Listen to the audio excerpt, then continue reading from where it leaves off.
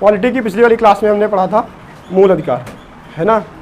मूल अधिकार में हमने पढ़े थे क्या, हाँ, अनुच्छेद हमने पढ़े थे कौन कौन से। मूल अधिकार कहाँ से कहाँ तक आता है, कौन से अनुच्छेद से लेकर के इस अनुच्छेद तक, 12 से 35 तक। अनुच्छेद 12 से लेकर के अनुच्छेद 35 तक मूल अधिकार आता है ना। कोई लोग बता सकते हैं मूल अधिकार हमने कहाँ से लिए हैं? यूएसए से, अमेरिका से। Very good. हमने मूल अधिकार कहाँ से लिए हैं? अमेरिका से ले लिए हैं मूल अधिकार, ठीक है। तो ये क्वेश्चन तुम्हारा वो हो गया।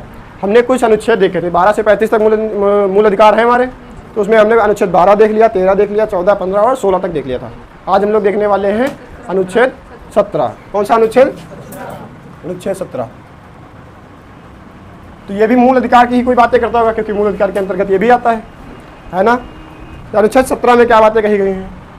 अनुच्छेद 17 में कहा गया है कि अस्पृश्यता का अंत कर देना चाहिए, है ना। हमारे देश में अस्पृश्यता नहीं रहनी चाहिए। अस्पृश्यता समझते हो क्या होता है? क्या होता है अस्पृश्यता? छुआछूत। Very good. क्या होता है? छुआछूत, है ना। अस्पृश्यता, तो इसमें बताया गया है अस्पृश्यता का अंत, है ना। यानी कि छुआछूत का अंत कर दिया जाएगा हमारे देश में। छुआछूत नहीं रहेगा, किसी भी प्रकार का कोई छुआछूत नहीं बनाया जाएगा। ऐसे होता था नहीं पहले कि किसी को छुओगे नहीं, नीचे कास्ट के इनका छुआ पानी नहीं पियोगे, खाना नहीं खाओगे, इनके साथ बैठोगे नहीं, है ना। ऐसे होता था नहीं होता था? तो ये सब भेदभाव आप नहीं रख सकते, क्योंकि हमने समानता की बातें की हैं कि सब समान है, कोई छोटा बड़ा नहीं है। तो छुआछूत जैसा कुछ भी नहीं है। छुआछूत जो करेगा वो अपराध की श्रेणी में आएगा और उसको दंड दिया जाएगा उसके लिए, है ना। तो छुआछूत का अंत कर दिया गया, इसी को कहते हैं अस्पृश्यता का अंत, है ना। तो अस्पृश्यता हमारे यहाँ खत्म हो चुकी है, छुआछूत नहीं होता। अगर कोई ऐसा करता है तो ये दंड है ना। इसके लिए 1955 में एक अधिनियम आया जिसको कहते हैं अस्पृश्यता अधिनियम। अस्पृश्यता अधिनियम कब आया? हाँ, कब आया? 1955 में। इसमें कहा गया अगर कोई भी व्यक्ति छुआछूत करता है या किसी जाति सूचक शब्द का भी प्रयोग करता है, किसी जाति सूचक शब्द का अगर हम लोग किसी के बेइज्जती करने के लिए इस्तेमाल करते हैं तो वो भी अपराध है, ठीक है। ऐसे जातियों का नाम तो लेते हैं हम लोग, है ना, बता देते हैं ये इस जाति का है, ये फला जाति का है, दूसरी जाति का, जातियाँ बता देते हैं। पर अगर किसी जाति का नाम इस उद्देश्य से लिया जाए कि उसकी बेइज्जती करनी है तो वो अपराध कहलाता है ना। तो इसमें कहा गया है, इसमें अस्पृश्यता अधिनियम जो 1955 का था, इसमें बताया गया है कि जाति सूचक जो शब्द होंगे, जाति सूचक शब्दों का प्रयोग करने पर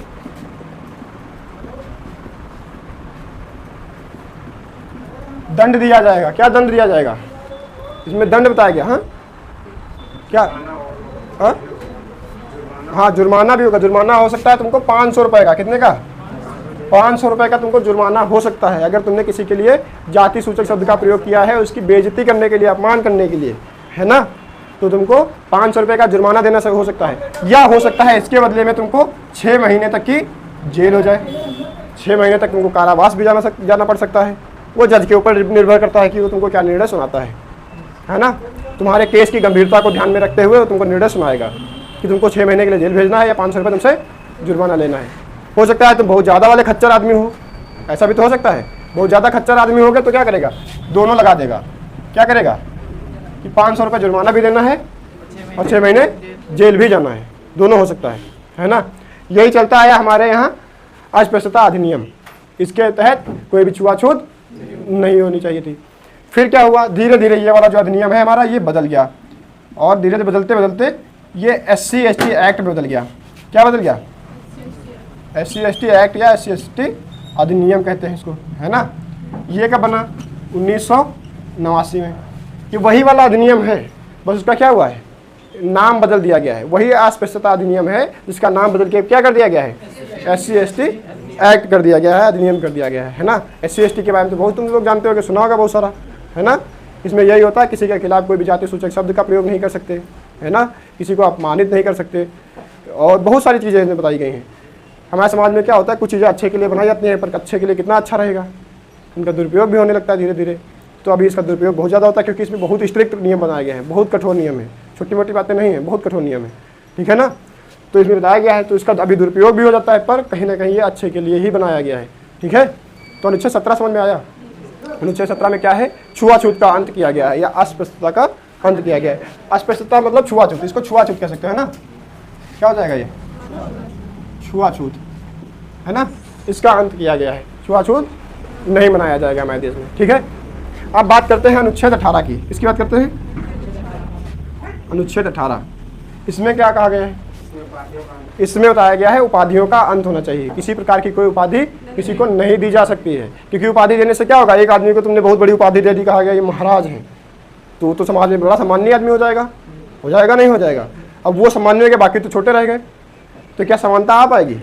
नहीं आ पाएगी। तो छोटा बड़ा तो हो ही जाएगा। पहले जाति के हिसाब से होता था, अभी ऐसे हो जाएगा, किसी को उपाधि बड़ी मिल गई उस हिसाब से ऊंचा नीचा हो जाएगा। और हमको यही तो खत्म करना था, ऊंचा नीचा ही तो खत्म करना था, हमको समानता लानी थी। अभी हम समानता के अधिकारी तो पढ़ रहे हैं, है ना। समानता के अधिकार कहाँ से कहाँ तक है? 14 से लेकर के 18 तक। 18वां यही है। इसमें क्या बताया गया है कि उपाधियों का अंत होना चाहिए, है ना। उपाधियों का अंत, किसी प्रकार की कोई उपाधि नहीं दी जाएगी। पहले बहुत सारी उपाधियां दी जाती थी, जैसे सर की उपाधि दी जाती थी, है ना, नाइटहुड की उपाधि दी जाती थी, महाराज, राजाधिराज, बादशाह, शहंशाह, होता था नहीं होता था, सुल्तान, बहुत सारी उपाधियां थी, होती थी नहीं होती थी। तो अभी हम लोग कोई भी ऐसी उपाधियां नहीं लगा सकते, ठीक है। किसी के नाम के आगे ऐसी उपाधियां नहीं लगा सकते। हालांकि कुछ चीज़ें हैं जो हम लोग लगाते हैं, जैसे तुमने देखा होगा डॉक्टर अपने नाम के आगे डॉक्टर लगाता है, देखा नहीं देखा? डॉक्टर अपने नाम के आगे डॉक्टर लगाता है, वो भी तो इसकी उपाधि है। इंजीनियर अपने नाम के आगे इंजीनियर लगा लेता है, लगाता है नहीं लगाता है? तो ये भी तो उपाधि हो गई। कोई इंस्पेक्टर होता है, वो अपने नाम के आगे इंस्पेक्टर लगा लेता है ना। दरोगा होता है, दरोगा लगाता है। एसआई होता है, वो एसआई लगा लेता है। कोई एसपी होता है, एसपी लगा लेता है। लगाते नहीं लगाते? सेना में देखोगे मेजर कर्नल होते हैं, ये सब लगा लेते हैं अपने नाम के आगे। तो ये इसमें कहा गया कि ये सब लगा सकते हैं। कैसे लगा सकते हैं?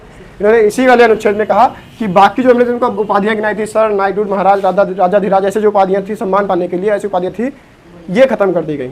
इससे समाज में ऊंच नीच का भेदभाव ना रहे, पर पद रहेंगे, है ना। अपने नाम के आगे अपना पद लगा सकते हो। जैसे कोई मेजर कर्नल, एसआई, दरोगा, इंस्पेक्टर लगा रहा है अपने नाम के आगे, तो क्या है? उसका पद है, तो पद लगा सकते हो अपने नाम के आगे। उपाधि नहीं लगा सकते, पद लगा सकते हो, है ना। तो पद लगा सकते हो। कोई शैक्षणिक उपाधि है, कैसी उपाधि? शैक्षणिक उपाधि है, वो लगा सकते हो। इसमें पद में क्या आएगा? जैसे आ जाएगा मेजर, आ जाएगा, होता नहीं है? जैसे मेजर ध्यानचंद को हम आज भी मेजर कहते हैं, कहते नहीं कहते? तो उपाधि तो है वो, लेकिन वो पद की है, पद लगाते हैं हम उनके नाम के आगे, है ना। किसी के आगे हम दरोगा लगा देते हैं, या इंस्पेक्टर होता है, इंस्पेक्टर अपने नाम के आगे लगाता है, लगाता नहीं लगाता है? तो हम पद की उपाधि लगा सकते हैं, ये लगा सकते हैं। शैक्षणिक उपाधियां लगा देते हैं, जैसे हम डॉक्टर लगा देते हैं। डॉक्टर लगाते नहीं लगाते हैं? तुमने पीएचडी कर ली हो तो तुम भी डॉक्टर, तुम भी अपने नाम के आगे डॉक्टर लगाओ। तभी थोड़ी ना होता कि तुम सिरिंज लगा लेते हो, इंजेक्शन लगा लेते हो, तभी तुम डॉक्टर होगे। तुमने पीएचडी करी हो, जियोग्राफी में कर ली हो, तभी तुम डॉक्टर, है ना। पॉलिटी में की हो, तभी तुम डॉक्टर हो जाओगे। पीएचडी की हो तो अपने नाम के आगे डॉक्टर लगा सकते हो। तुमने इंजीनियरिंग का कोई कोर्स किया हो तो तुम अपने नाम के आगे क्या लगा सकते हो? इंजीनियर लगा सकते हो, डॉक्टर थोड़ी लगाओगे। तो क्या लगाओगे? अपने नाम के आगे इंजीनियर लगा सकते हो। तो ऐसे शैक्षणिक उपाधियां लगा सकते हो, है ना, ये लगा सकते हो। इसमें यह कहा गया कि राष्ट्रीय पुरस्कार जो मिलते हैं या राष्ट्रीय सम्मान, वो तुम ले सकते हो। राष्ट्रीय सम्मान मिलते हैं, नेशनल अवार्ड मिलते हैं, नेशनल अवार्ड मिलते हैं कि नहीं मिलते हैं? भारत रत्न मिलता है, पद्म भूषण, पद्म विभूषण, पद्मश्री, ये सब मिलते नहीं मिलते हैं? ये राष्ट्रीय सम्मान है, नेशनल अवार्ड, ये सारे मिलते तो ये भी तो मिलते हैं।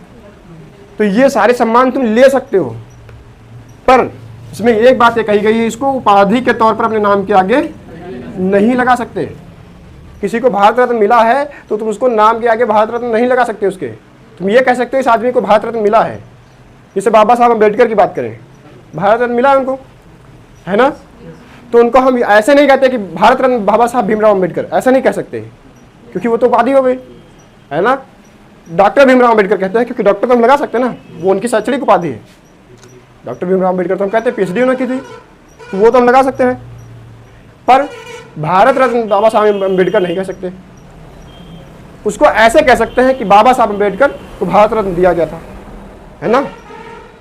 या फिर ऐसे कह सकते हैं भारत रत्न से सम्मानित डॉक्टर भीमराव अम्बेडकर, है ना, वो कह सकते हैं। पर उपाधि के तौर पे हम नहीं लगा सकते, ठीक है। कोई पद्मश्री का अवार्ड पाया हो तो पद्मश्री वाला भी नहीं लगा सकते। पद्म भूषण, पद्म विभूषण, जो भी अवार्ड मिले हो, तुमको राष्ट्रीय सम्मान ले सकते हो, पर उनको उपाधि के तौर पे लगा नहीं सकते। तो उपाधियां नहीं होनी चाहिए कि पता लगे तुमको भारत रत्न मिल गया, तुम समाज में अपना नाम लगाए घूम रहे हो, भारत रत्न हो गए हम, है ना, अलग ही रुतबा बनाए घूम रहे हो अपना। तो ये नहीं रहना चाहिए। इससे समाज में क्या आएगा, ऊंच नीच की भावना आएगी। और हमको खत्म तो वही करना था, हमको समानता लानी थी। समानता की बात हमने कहा था ना, 14 से 18 तक होगी समानता की बातें। तो ये भी तो एक प्रकार की समानता हो गई। छुआछूत नहीं होनी चाहिए, सब बराबर है, तो ये भी तो एक प्रकार की समानता हो गई कि नहीं हो गई। हमने कहा कि हमारे यहाँ तुम राष्ट्रीय सम्मान तो ले सकते हो, किसी अगर हमारे यहाँ तो उपाधियों का सिस्टम ही खत्म कर दिया गया, उपाधियाँ किसी को दी ही नहीं जाती। ब्रिटेन में आज भी दी जाती हैं, वही होते थे। हमारे यहाँ रहते थे तो नाइटहुड की उपाधि देते थे, केसरे हिंद की उपाधि देते थे नहीं देते थे, हमने हिस्ट्री में पढ़ा है ना। उनके यहाँ आज भी उपाधियाँ दी जाती हैं सम्मान देने के लिए किसी को।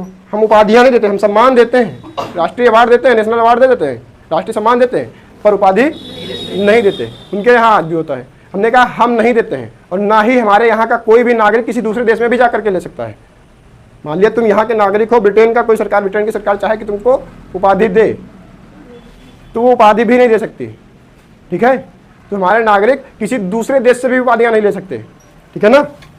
इसमें क्या बात कही गई, किसी दूसरे देश से भी उपाधि नहीं ले सकते।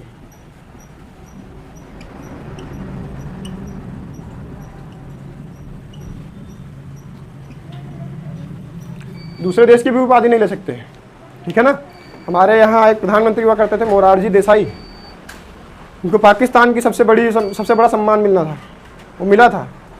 अब तुम कैसे कह सकते हो, तो तुम कह सकते हो कि उनको ये जब इसमें मना किया गया तो उन्होंने कैसे ले लिया ये उपाधि, वहाँ की उपाधि, ये सम्मान कैसे ले लिया पाकिस्तान का। हमारे यहाँ तो मना है कि उसमें कहा गया किसी दूसरे देश की उपाधि नहीं ले सकते, फिर कैसे ले ली उन्होंने।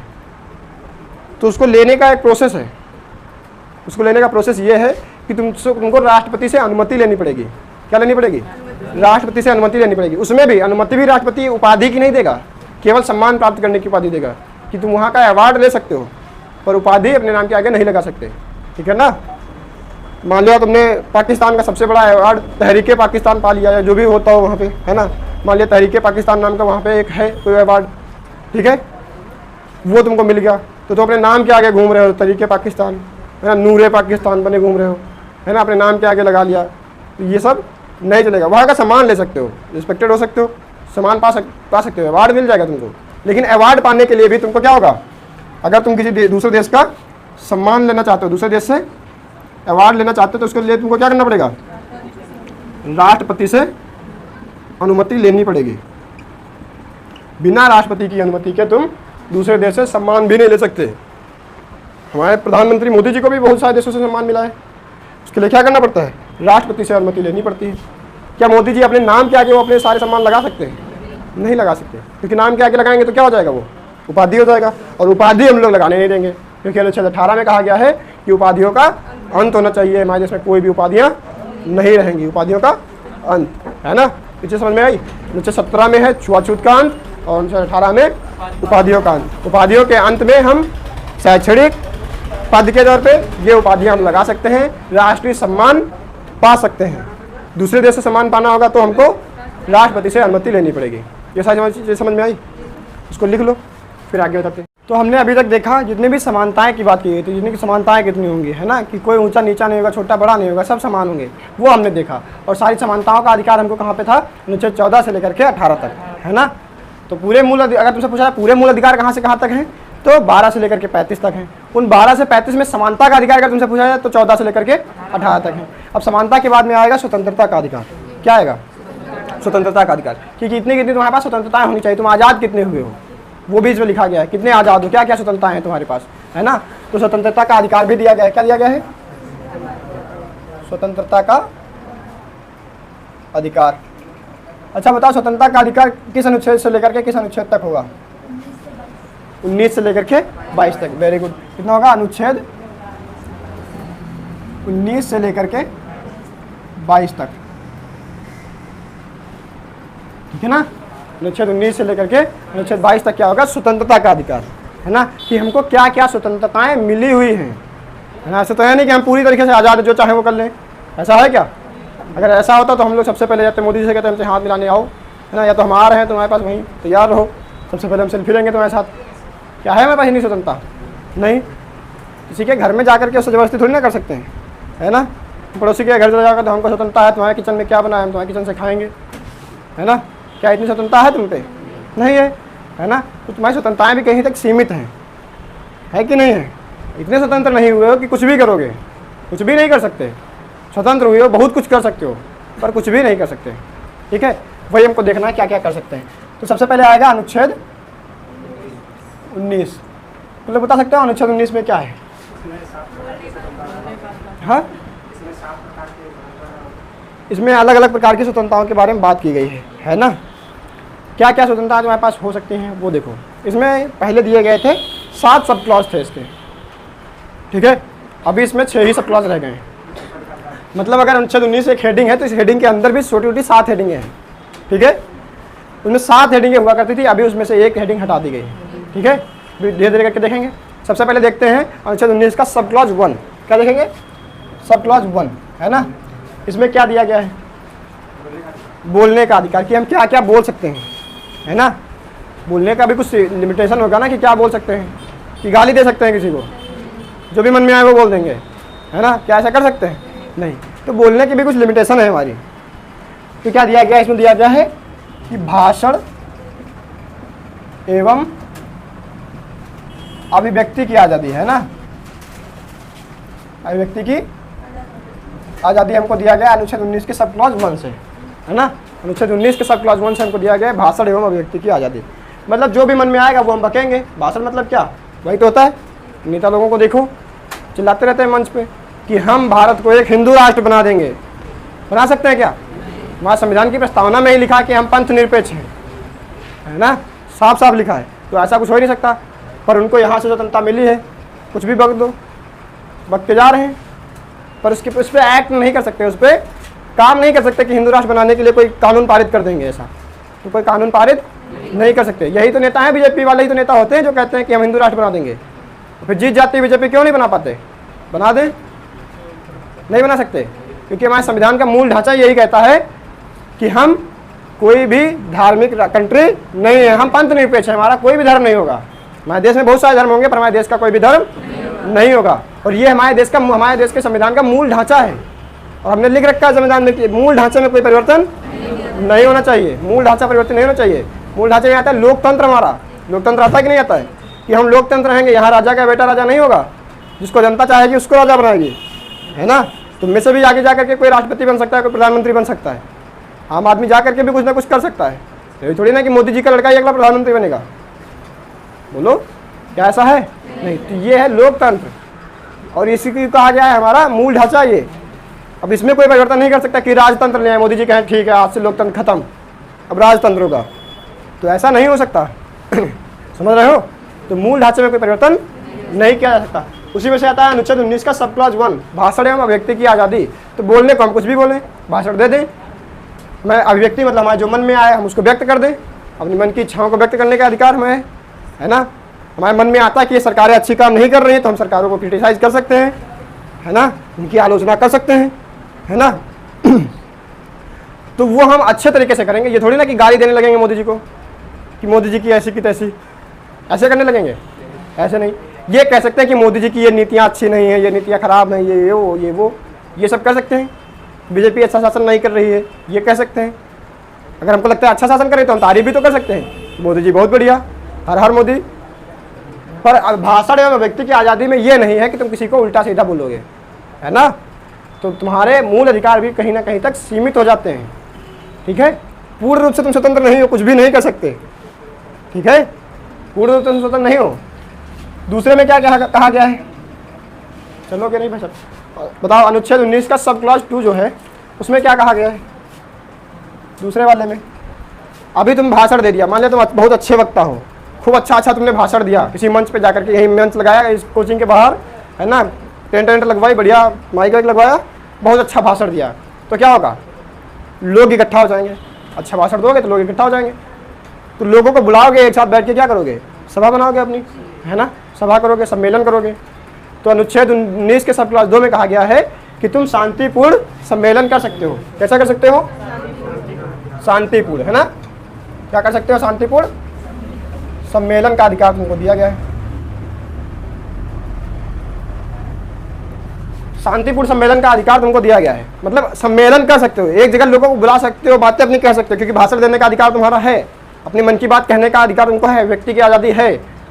और तुम अच्छी अच्छी बातें करोगे, लोग इकट्ठा होंगे, तो लोग इकट्ठा होंगे तो तुम सम्मेलन भी कर सकते हो, पर वो सम्मेलन शांतिपूर्ण होना चाहिए, भड़काऊ नहीं होना चाहिए कि तुम सबको बुला के इकट्ठा कर लो, उसके बाद भड़काऊ भाषण दे दो कि दंगे करने हैं, भारत बंद कर देंगे, ट्रेनें जला देंगे, ऐसे भाषण नहीं दे सकते। शांतिपूर्ण सम्मेलन कर सकते हो, ठीक है। अब मान लिया तुमने शांतिपूर्ण सम्मेलन किया, बहुत सारे लोग इकट्ठा हो गए तुम्हारे सम्मेलन में, तुमने अच्छा भाषण दिया, बहुत सारे लोग इकट्ठा हो गए, एक सम्मेलन कर लिया तुमने, तुम्हारा सम्मेलन बहुत सफल रहा। अब तुमको लगने लगा तुम भी बड़े नेता हो गए हो, है ना, मोदी जी से ज़्यादा लोग तुमको पसंद करने लगे हैं, तुमको लगने लगा ऐसा, लगने को किसी को कुछ लग सकता है ना, भ्रम है, किसी को हो सकता है, नहीं हो सकता है। जैसे तुमको लगता है भ्रम है कि आधे घंटे पढ़ के हम सिलेक्शन ले लेंगे तो भ्रम है, किसी को हो सकता है ना। तो वैसे ही है, शांतिपूर्ण सम्मेलन करोगे, बहुत सारे लोग इकट्ठा हो जाएंगे, तुमको लगेगा तुम भी बड़े नेता हो गए। अब तुम क्या सोचोगे कि अब हम भी अपनी पार्टी बनाते हैं, हम भी चुनाव लड़ेंगे, लोग हमको पसंद कर रहे हैं, है ना। तो तुम्हें जब सम्मेलन करने की आज़ादी हो गई तो तुमको संघ बनाने की भी आज़ादी दी गई। अनुच्छेद 19 के सब क्लास 3 में क्या किया गया है, तुमको संघ बनाने की आज़ादी दी गई, है ना। संघ बनाने की आज़ादी मतलब क्या, संघ मतलब क्या, पार्टी, संगठन, संघ को क्या कह सकते हो, संगठन कह सकते हो। संगठन मतलब क्या, पार्टी जिसको कहते हो, है ना, वही पूरा संगठन बनाने की तुम्हारी आज़ादी हो गई। तुमने खूब अच्छे भाषण दिए, खूब इधर उधर उल्टा सीधा लोगों को बेवकूफ़ बनाया, है ना, यही तो करते रहता लोग।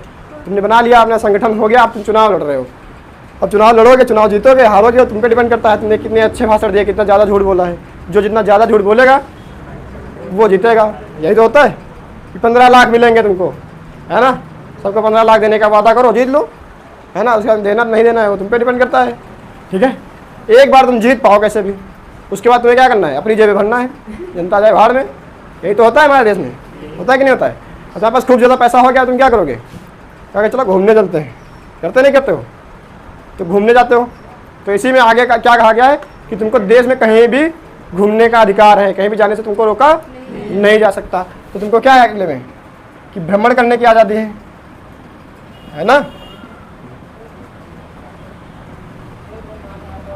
भ्रमण करने की आज़ादी, ठीक है। घूमो आराम से, जहाँ तुम्हारा मन करे वहाँ घूमो, खूब घूमो, जम्मू कश्मीर से लेकर कन्याकुमारी तक, गुजरात से लेकर के नागालैंड तक, जहाँ घूमो, जहाँ चाहो वहाँ आराम से घूमो।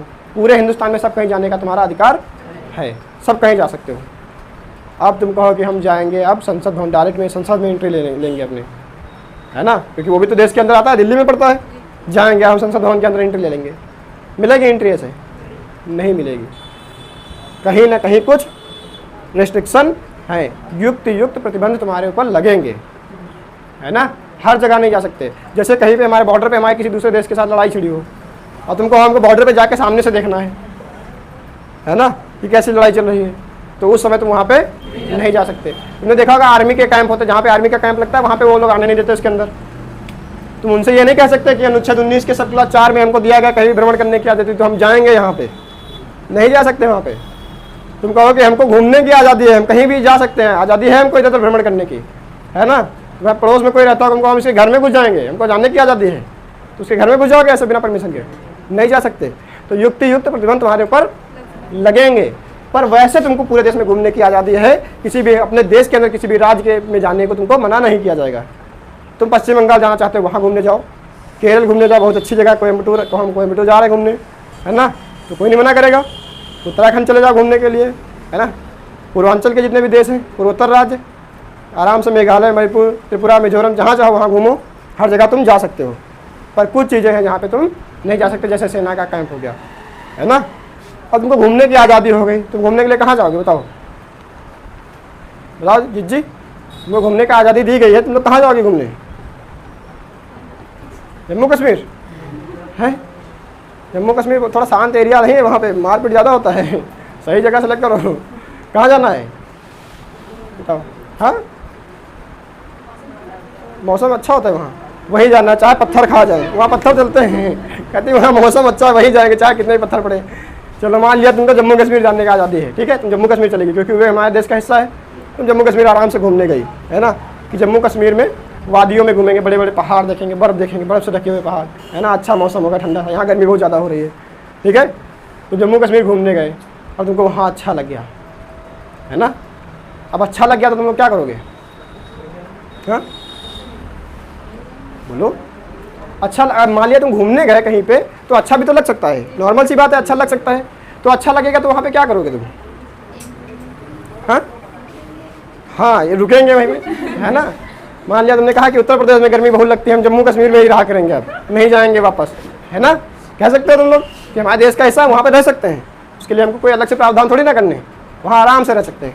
तो वहाँ पे हमको क्या होगा, अगले वाले में दिया है निवास करने की आज़ादी, देश के अंदर कहीं भी निवास करने की आज़ादी।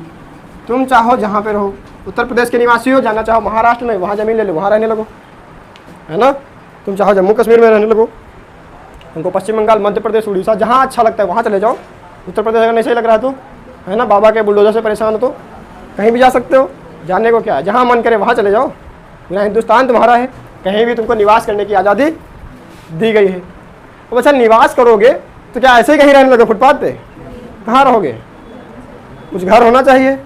तो क्या दूसरे के घर में घुस के रहोगे? ये घर अच्छा लग रहा है, इसमें बैठे, इसमें रहेंगे, आज की रात यही बिताएंगे। बताओ ऐसे करोगे? नहीं, खुद का घर लेना पड़ेगा, है ना, ज़मीन खरीदनी पड़ेगी, वहाँ पे खुद का घर बनाना पड़ेगा, तब तो रहोगे। जब तक घर नहीं बनाएगा तो तब तक फुटपाथ पे ही रहना पड़ेगा, ठीक है।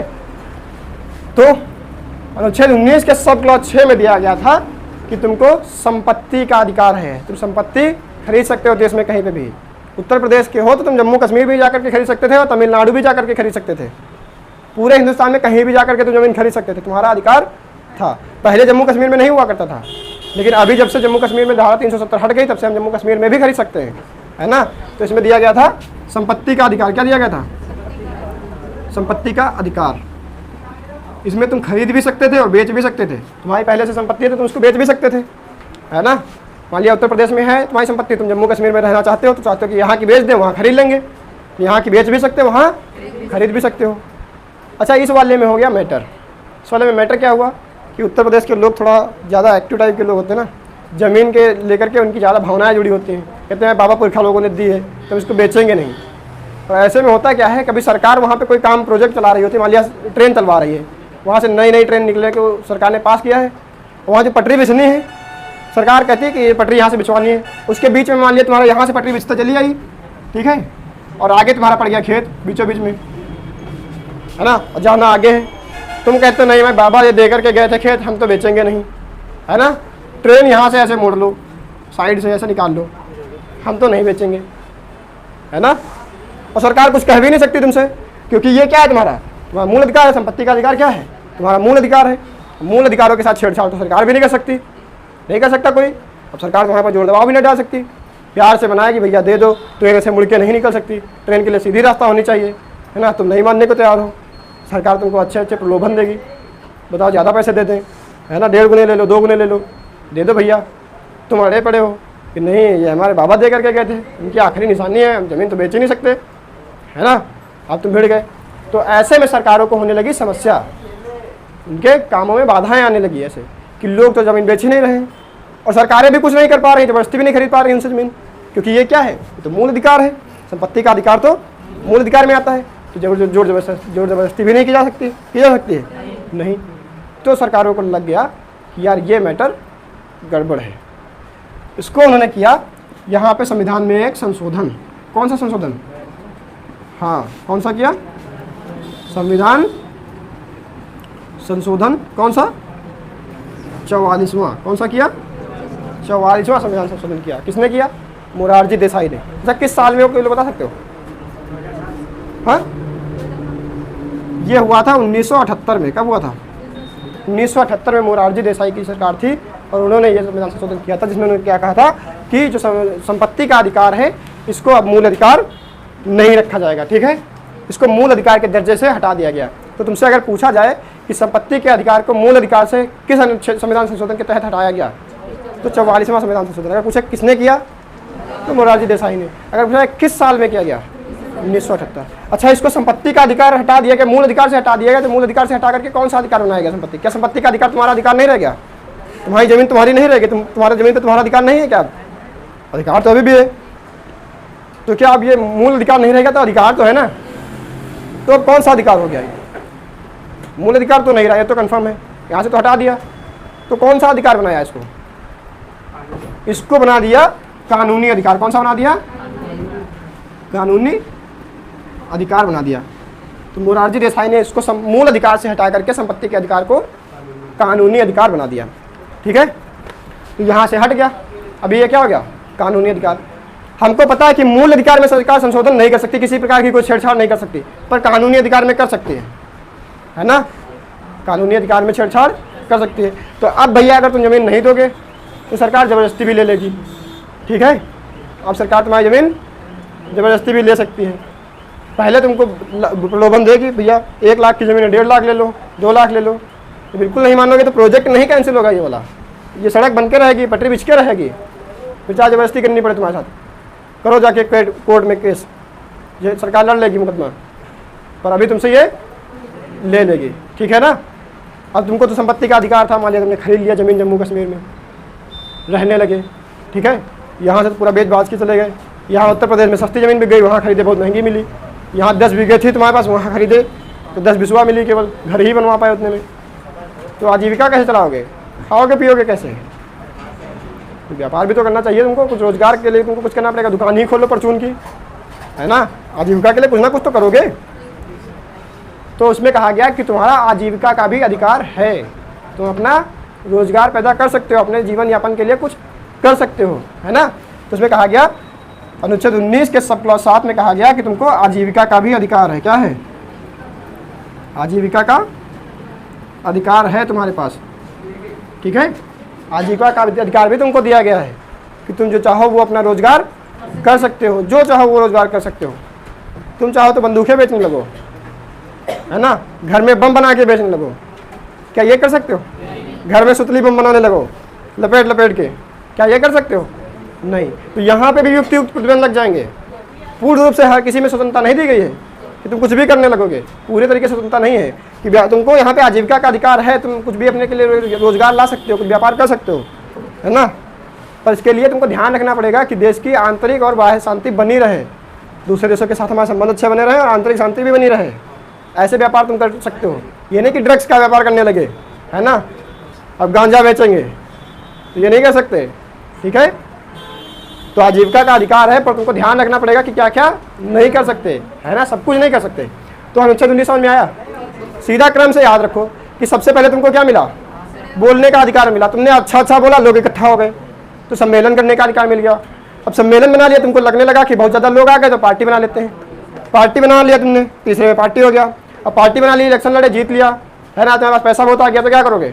घूमने जाओगे। घूमने जाओगे, कुछ जगह अच्छी लग गई तो वहीं रह जाओगे। निवास करने का अधिकार, वहीं रहेगा तो जमीन खरीदनी पड़ेगी, तो संपत्ति का अधिकार था। संपत्ति के अधिकार में बवाल हो गया तो मोरारजी देसाई ने 44वां संविधान संशोधन कर दिया 1978 में, और उसको हटा करके कानूनी अधिकार बना दिया, तो ये खत्म हो गया। फिर कहीं पर रहने लगे तो वहाँ पे तुमको आजीविका भी तो चाहिए होगी, जीवन यापन कैसे करोगे? तो उसके लिए भी तुमको आजीविका का अधिकार भी दिया गया है। यही 7 प्रकार के बात कही गई हैं स्वतंत्रताएं अनुच्छेद 19 में। ठीक है, ये हो जाएगा, आसान है, ये याद हो जाएगा। चलो।